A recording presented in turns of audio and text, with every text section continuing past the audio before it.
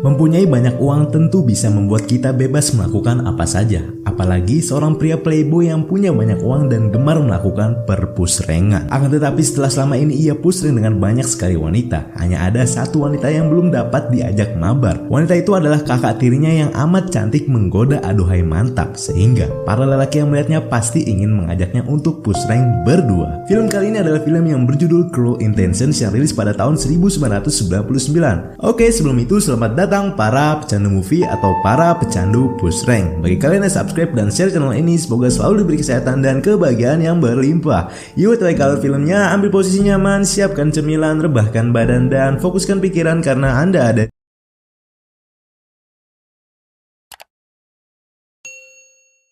di awal film. Diperlihatkan seorang pemuda bernama Sebastian yang baru saja berkonsultasi dengan seorang psikolog. Ia menceritakan kehidupannya selama ini ia gunakan untuk pusreng dengan para gadis. Think about was sex. No, it's no way to go through life.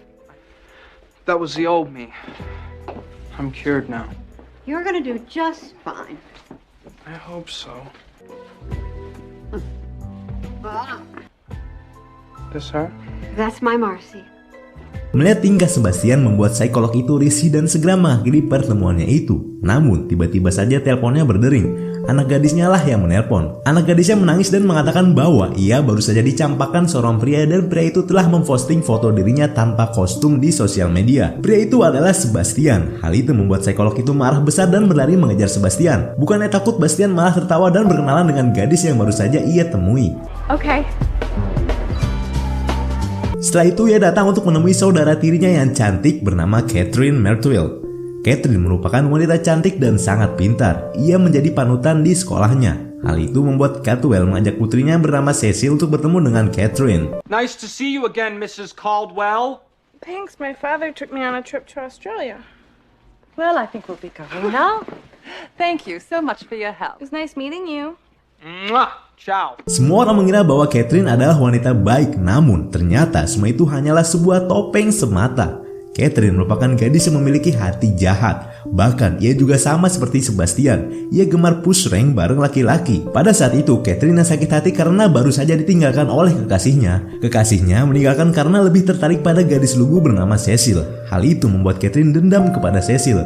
Ia meminta bantuan Sebastian untuk merusak reputasi Cecil, si gadis lugu itu.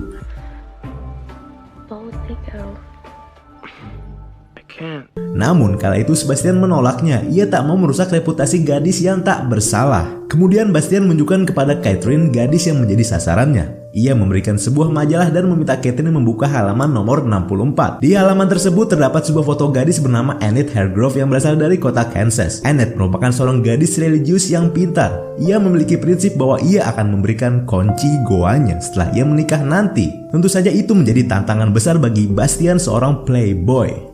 Annette merupakan seorang anak dari kepala sekolah baru tempat mereka bersekolah. Ia memiliki seorang pacar bernama Trevor. Namun yang Catherine ketahui ialah Trevor adalah seorang pria yang menyukai sesama batang. Kala itu rumah Annette akan dijual dan hal itu membuatnya tinggal sementara di rumah bibinya Sebastian. Hal itu membuat Bastian memiliki kesempatan untuk mendekatinya. Merusak reputasi anak kepala sekolah merupakan suatu keberhasilan terbesar baginya. Itulah tujuan awal Sebastian. Catherine pun tak yakin akan keberhasilan Sebastian bisa pusreng bareng Annette. Hal itu membuat Bastian kesal dan pada akhirnya mengajak Catherine untuk melakukan taruhan. Awalnya Catherine menolak dan Sebastian pergi meninggalkannya. Namun tak lama Catherine berubah pikiran dan menerima taruhan itu. Then that hot little car of yours is mine. Ever since our parents got married. No way. You can put it anywhere. Bastian pun mulai menjalankan rencananya untuk mendapatkan Annette. Ia pergi mendatangi rumah bibinya. Di sana terlihat bibinya dan Annette yang sedang asik berkuda. Melihat adanya Sebastian, mereka pun bergegas menghampirinya. Welcome. Thank you. You two don't get into any trouble. We won't. Quickly. Lots to see. Kemudian Bastian mengajak Annette untuk berkeliling halaman rumah. Di sana ia terlihat berusaha merayu Annette. Namun sayangnya Annette sudah diberitahu seseorang mengenai kelakuan Sebastian yang sering mengelabui para gadis. Hal itu membuatnya gagal untuk mendapatkan Annette pada hari itu. Di sisi lain Catherine yang berusaha membalas dendam. Ia datang menemui Cecil. Saat itu Cecil yang sedang les musik bersama dengan guru yang bernama Ronald. Catherine menyadari bahwa Cecil jatuh hati pada Ronald. Hal itu membuatnya memanfaatkan situasi itu untuk menghancurkan Cecil.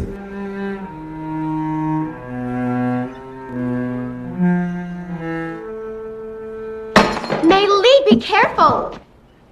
Same time tomorrow? Sementara itu, Sebastian yang penasaran berusaha mencari tahu siapa yang menjelikannya kepada Annette. Ia mencurigai seorang pria bernama Mick Connell. Pria itu merupakan salah satu teman baik Annette. Karena itu, Sebastian mengira ialah yang memberitahu Annette. Untuk itulah ia meminta temannya untuk menjebak Connell. Selain Bastian yang fokus dengan rencananya, Catherine pun mulai menjalankan rencana balas dendamnya. Ia mengajak Cecil untuk piknik berdua di sebuah taman. Di sana, Catherine mulai mengajari Cecil bagaimana cara bertukar jigong. Okay, let's try it again. Not bad.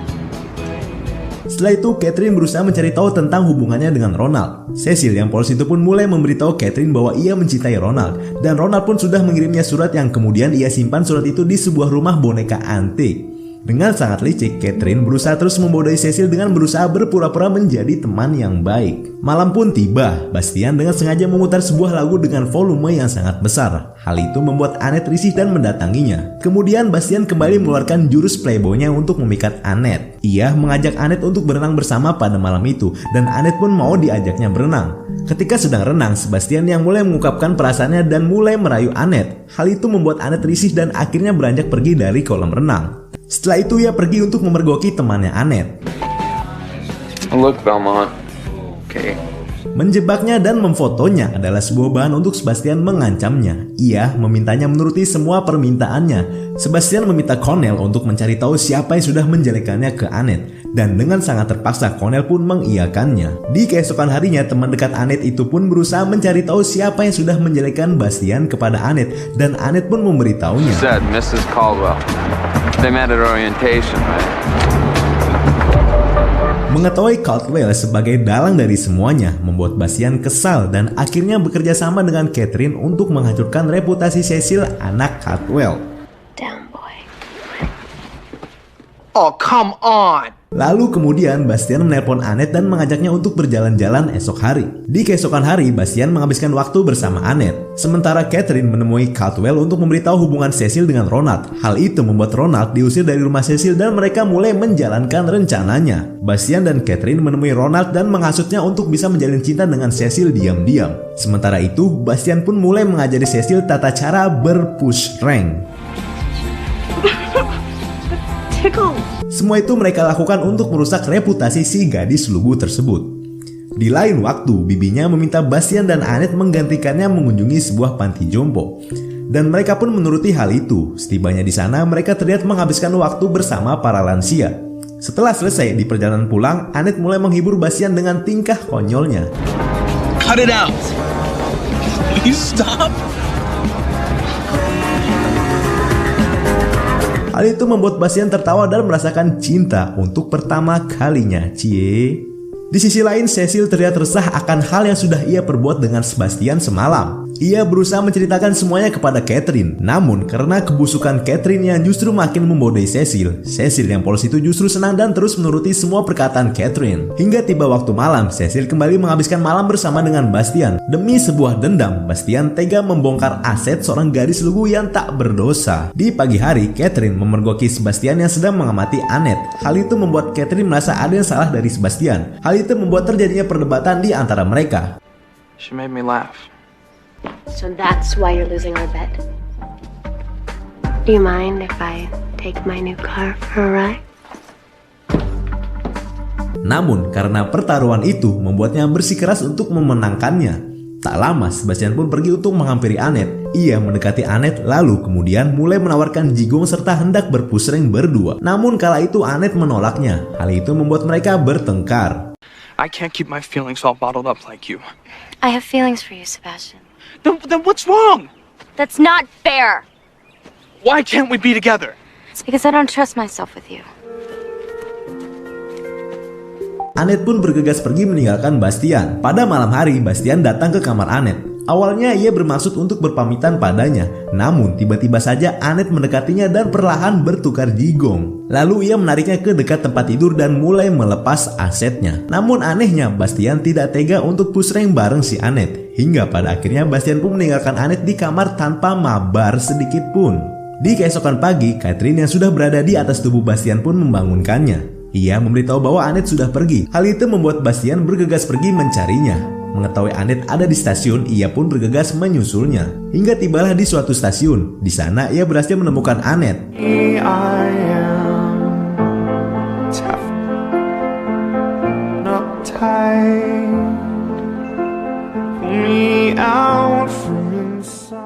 Kemudian Bastian membawanya ke rumahnya. Di kamar itulah semuanya terjadi. Dan disitulah Annette harus merelakan goanya yang ia jaga lalu dibobol oleh seorang playboy. Setelah itu Annette pun bergegas pergi. Sementara itu Catherine masih dengan dendamnya kepada Cecil. Kali ini ia pusreng bareng pria yang sangat dicintai Cecil, yakni Roland. Hal itu dipergoki oleh Sebastian. Terlanjur kepergok, akhirnya Ronald pun pergi dan Catherine mulai merayu Sebastian. Namun kali ini berbeda. Bastian menolak ajakan Catherine dan hal itu membuatnya kesal. And I don't. Mengetahui Bastian yang sudah jatuh cinta pada Annette membuat Catherine tak terima. Ia mengancam akan memberitahu tentang pertaruhan itu kepada Annette. Do you honestly believe that you've done a complete 180 in the few days you've known her? You and I are two of a kind. Don't do it, Sebastian. Takut akan ancaman Catherine, Bastian bergegas mendatangi Annette. Di tempat Annette, ia memberitahu bahwa ia tak pernah mencintai Annette. Semua itu ia lakukan hanya untuk push rank berdua. I thought I was in love with you, but it was just a lie. Why are you doing this?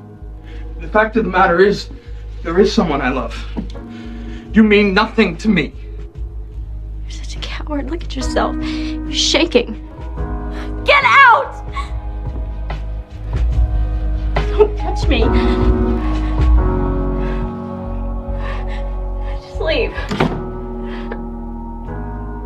Annette pun sangat kecewa dan memintanya untuk pergi. Setelah itu ia datang ke kamar Catherine dan menceritakan semuanya. Tapi jahatnya Catherine yang justru terlihat bahagia atas kebodohan Bastian.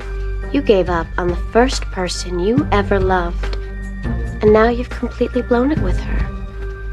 You're just a toy, Sebastian. Cheers.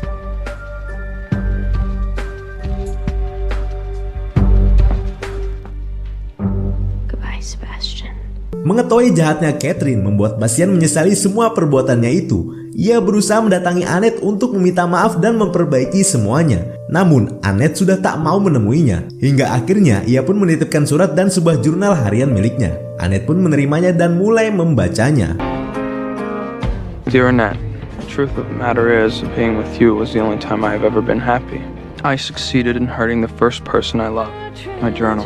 For a long time, I considered it my trophy. Di jurnal itu semua tentang Bastian tertulis dengan sangat baik. Semua kejahatannya dan semua tentang Annette pun ada di sana. Namun tak hanya itu, semua kejahatan Catherine pun tertulis di jurnal tersebut. Tak merasa puas dengan semua yang sudah ia lakukan, Catherine pun kembali berulah. Kali ini ia menelpon Ronald dan mengatakan bahwa Bastian sudah membobol wanita yang ia cintai, yaitu Cecil.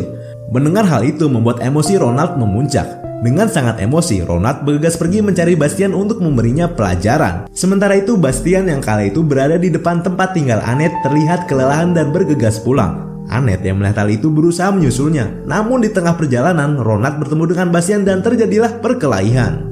Perkelahian itu dilihat oleh Annette. Annette berusaha menghentikan mereka. Namun naas, ia malah terpental ke tengah jalan.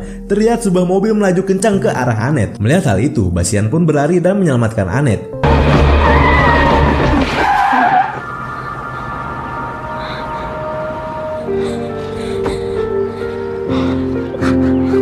I love you, Annette. I love you too.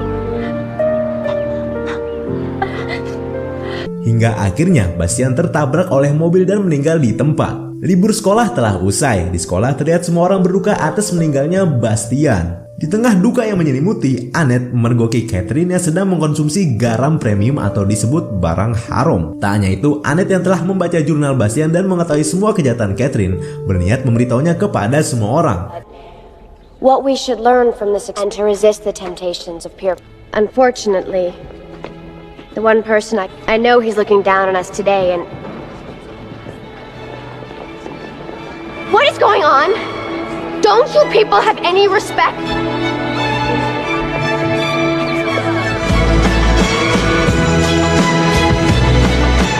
Hal tersebut dilakukan dengan cara mengcopy jurnal harian Bastian lalu dibantu oleh Cecil. Jurnal itu pun disebarluaskan ke seluruh siswa. Seketika Catherine yang dikenal sebagai gadis cantik yang menjadi panutan di sekolah harus merasakan malu karena semua kejahatannya.